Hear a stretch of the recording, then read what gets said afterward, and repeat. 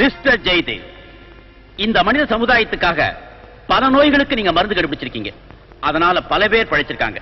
ஆனா அதுல உங்களுக்கு என்ன கிடைச்சது? பணமா இல்ல வசதியான வாழ்க்கையா? ரெண்டுமே இல்ல. புகழ்ங்கிற போர்வேல அனாத மாதிரி சாக போறீங்க. இதுல உங்களுக்கு என்ன பெருமை இருக்கு?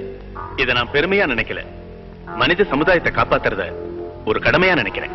You are an idiot. அழியறவன் அழிய போவான், அதை தடுக்க கூடாது. அப்பதான் இருக்கிறவன் சந்தோஷமா இருக்க முடியும். அதனாலதான் கருவை கலைக்கிற தப்பு இல்லைன்னு சட்டமே போட்டிருக்காங்க. ப்ரொஃபசர், உங்களை வச்சு சில புதுவிதமான சோதனைகள் செய்யணும்னு நான் ஆசைப்படுறேன். அதுக்கு நீங்க ஒத்துழைக்கணும். என்ன செய்யணும்? ஒரு புதுவிதமான நோயை உண்டாக்கக்கூடிய விஷக்கிருமிகளை நீங்க கண்டுபிடிக்கணும். அந்த நோயை குணப்படுத்துற மாத்து மருந்தையும் நீங்களே தயார் பண்ணணும். ஓகே? எதுக்காக? ஏன் இந்த விபரீத விளையாட்டு? விபரீத விளையாட்டுன்னா எனக்கு ரொம்ப இஷ்டம். ப்ரொஃபசர், முதல்ல இங்கிருந்து விஷக்கிருமிகள் வெளியில போகும். சாக்லேட் உருவத்துல, பால்ல, குடி தண்ணீர்ல, ஏதாவது ஒரு வழியில அத பல பேர் சாப்பிடுவாங்க.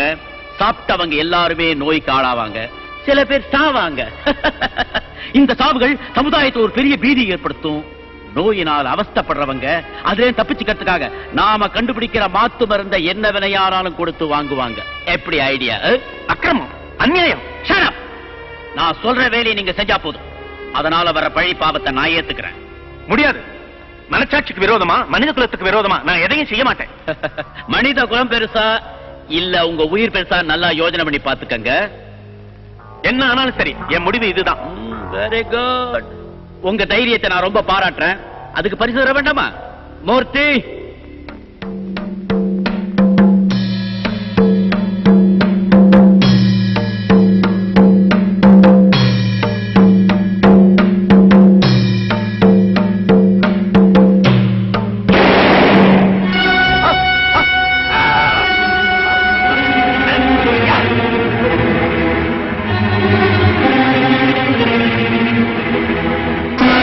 மிஸ்டர் ஜெயதேவ், உங்களுக்கும் சாவுக்கும் இடையே இருக்க போற தூரம் 10 வினாடிகள் தான்.